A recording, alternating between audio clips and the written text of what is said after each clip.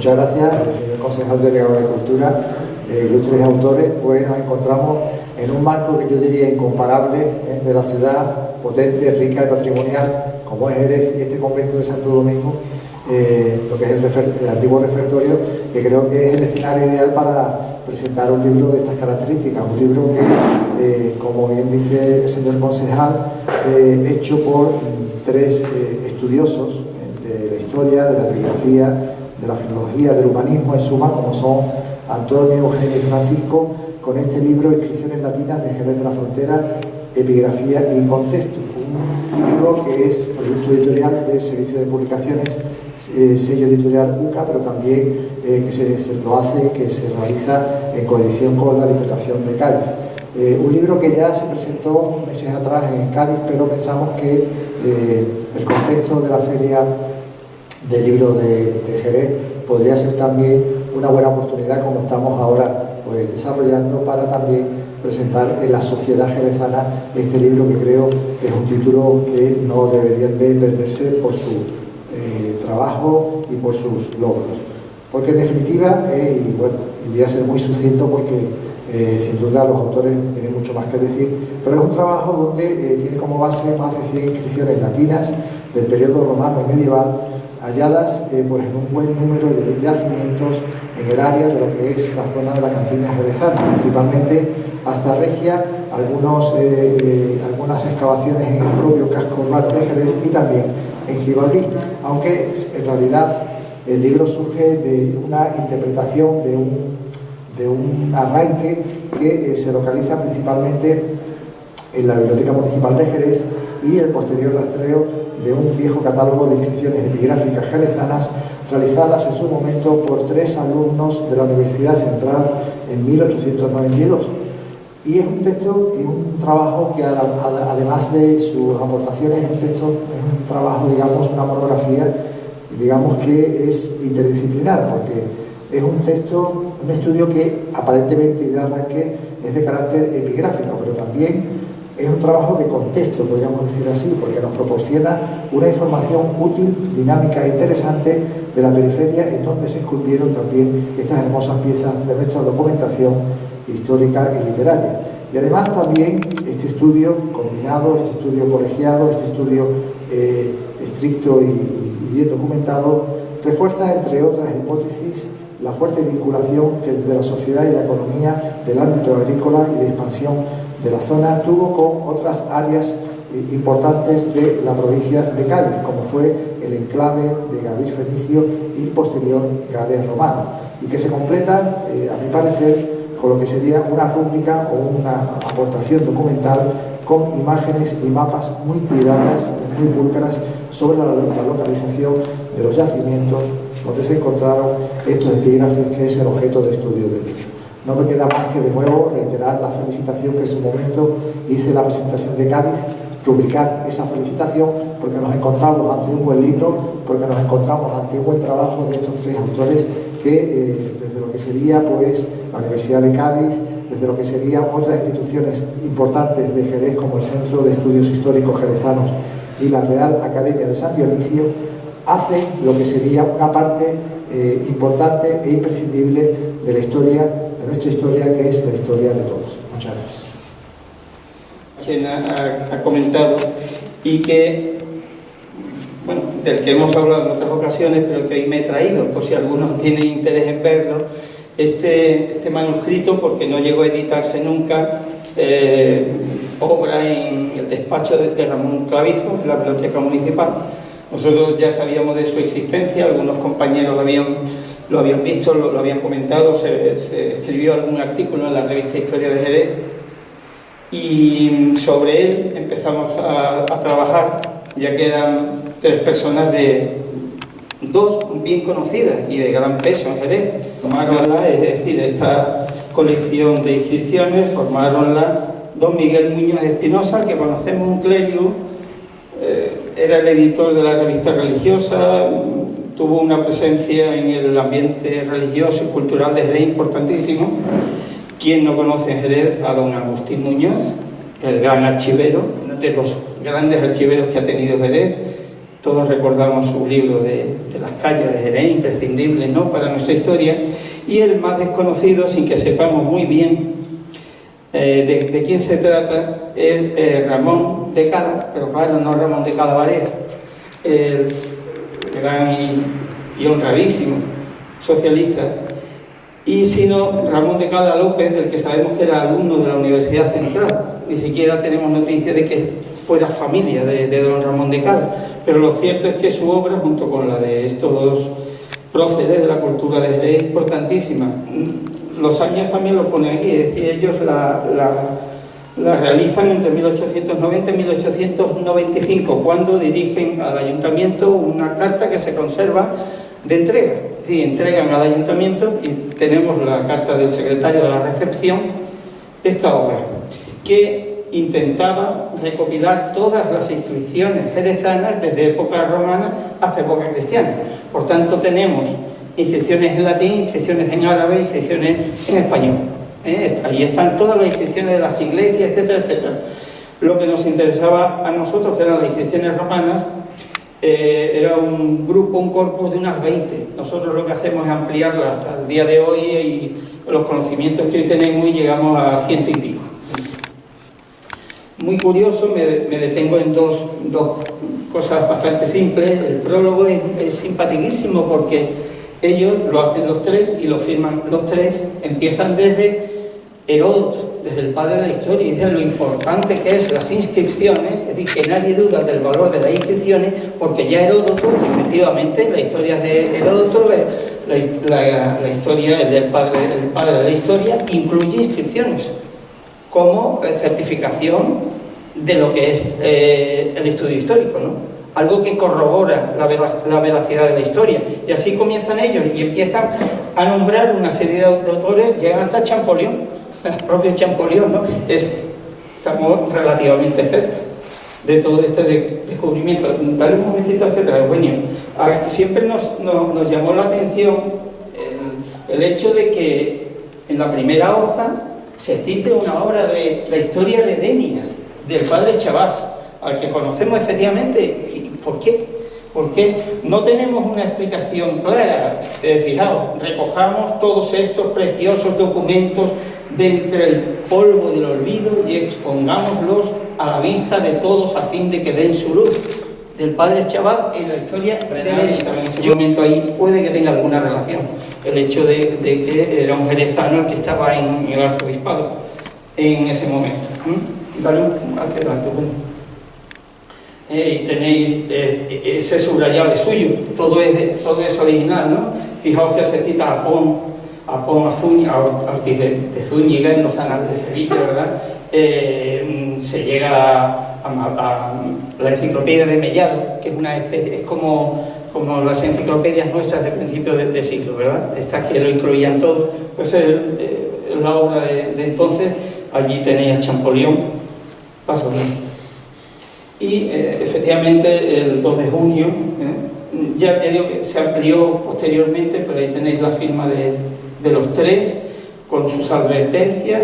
Fijaos, la época primitiva, época romana, época visigótica, arábica, hispano-cristiana. O sea que ellos mismos hacen una especie de índice de lo que van a presentar. Bien, ya digo que me lo he traído, si tenéis interés, ahora cuando terminemos os lo enseño para que veáis que es como una recopilación de hojas, no es un manuscrito al uso exactamente, sino que ellos han ido recogiendo en hojas individuales, pues todo. Como curiosidad, pues fijaos que esta inscripción que se incluyó en el libro y de la que no había noticia, aunque sí se supo que esta inscripción estuvo en algún momento en las bodegas de la calle Muñoz Cebrián, y la propia Rosalía González, la directora del museo, nuestra compañera, nos dijo que alguien le había dicho que estaba en la entrada, el jardín de entrada de la bodega de Domé. Pues efectivamente estaba ahí. Efectivamente, tuvimos la suerte, y lo suelo decir, que el guardián, el guardia de seguridad, es un apasionado de la historia, Cristóbal Peña Armario. Entonces llegamos allí, usted sabe, hombre, claro que lo sé, como que le voy a enseñar dónde están, que yo me preocupa mucho de que se ponga en un sitio, porque si no eso lo tiramos. Efectivamente ahí es donde están. Así que gracias a una... Que pueda, porque me parece que he cargado demasiadas fotos. Ahí tienen ustedes la cantidad de yacimientos que hay en Jerez. Los más importantes son todos, pero claro, Mesa de Asta, Jerez, obviamente he dicho, Gibardín, etc.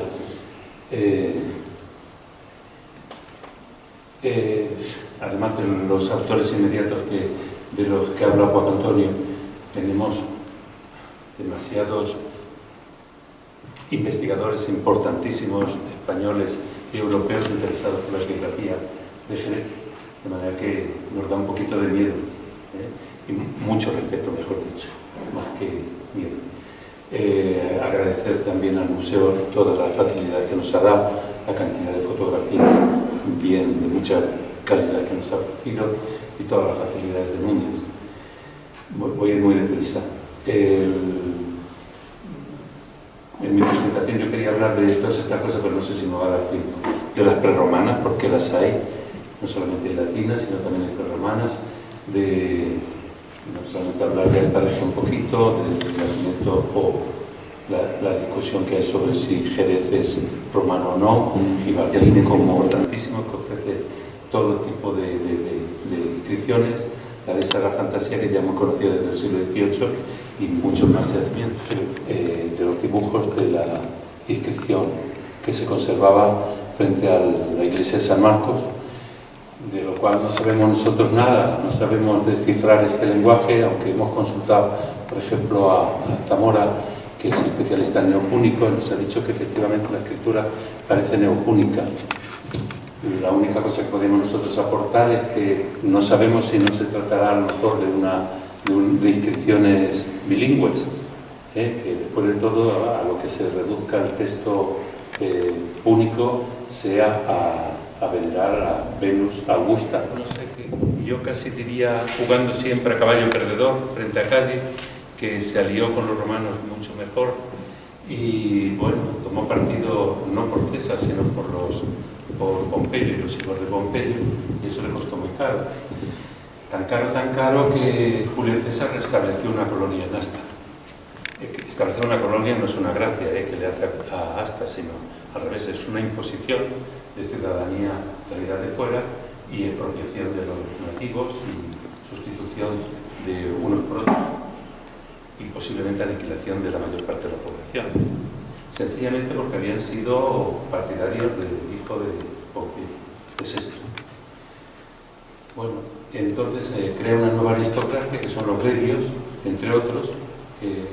Parece ser que los bedios eran autóctonos, es decir, que se pasaron a Julio César, la batalla de Mundo. Y esta familia tiene muchísimas inscripciones.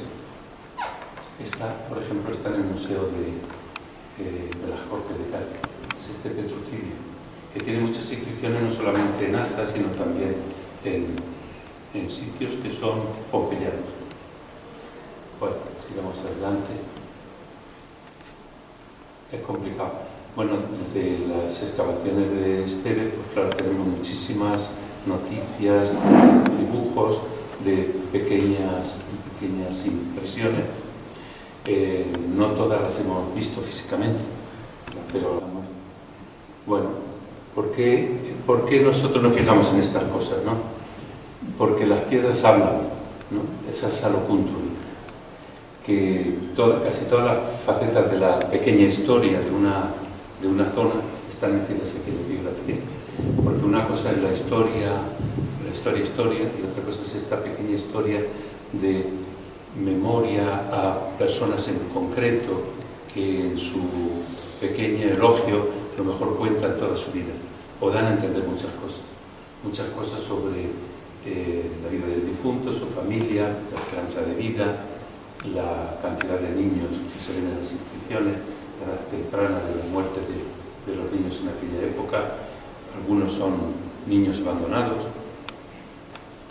Nos hacen saber muchas cosas sobre los esclavos, porque los esclavos se enterraban en el mismo sitio que los dueños, y si no, no sabíamos apenas nada de los esclavos, como no fuera por la comedia latina o por la novela.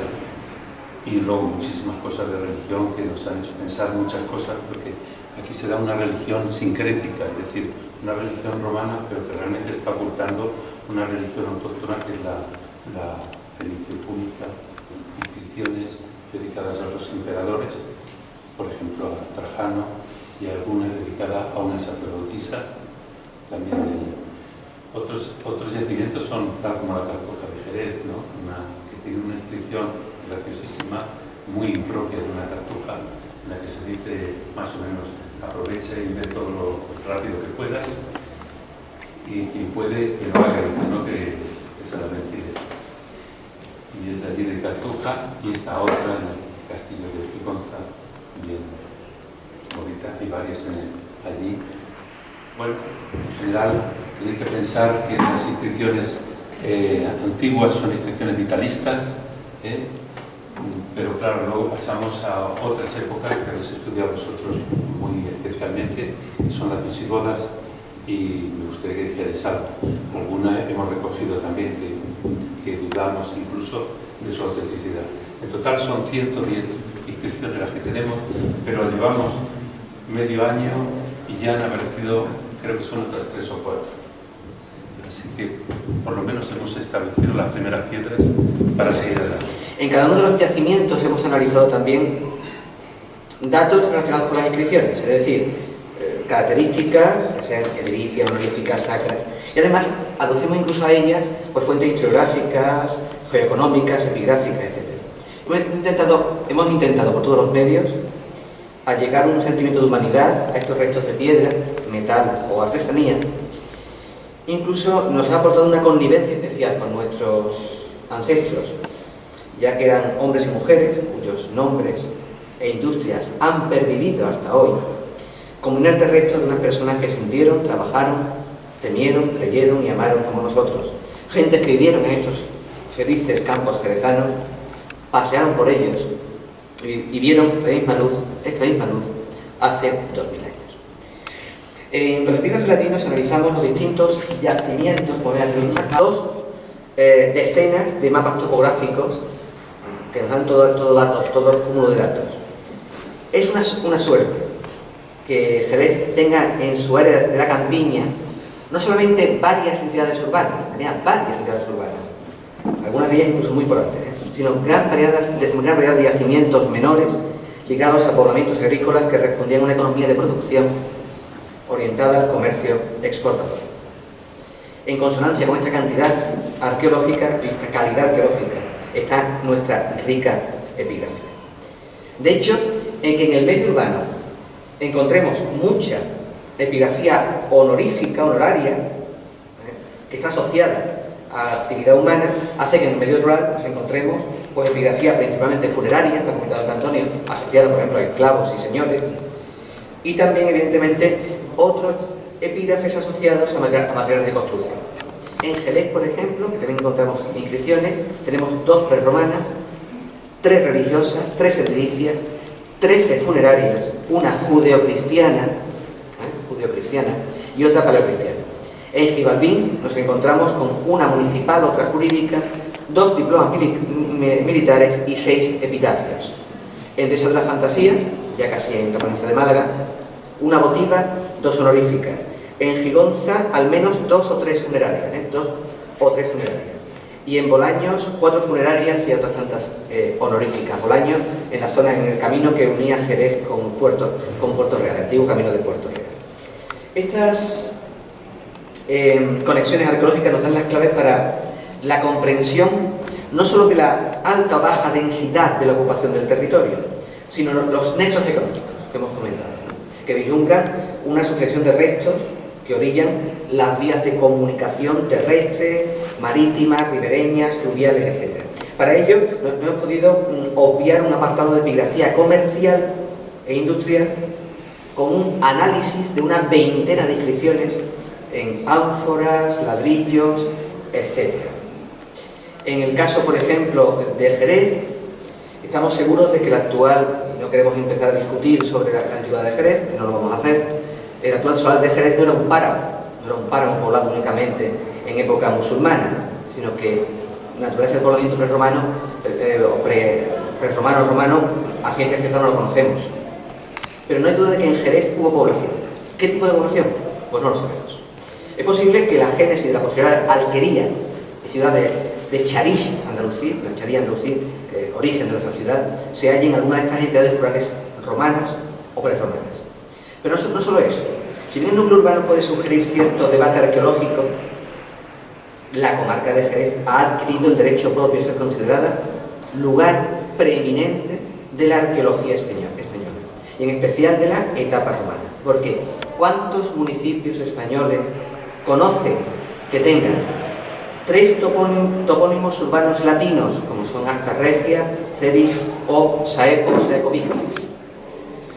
Hay que añadir un 4º topónimo romano, ciudad, en San José del Valle, que la zona industrial del Portus Gaditano está en la zona de Bolaños, pertenece a nuestro término municipal.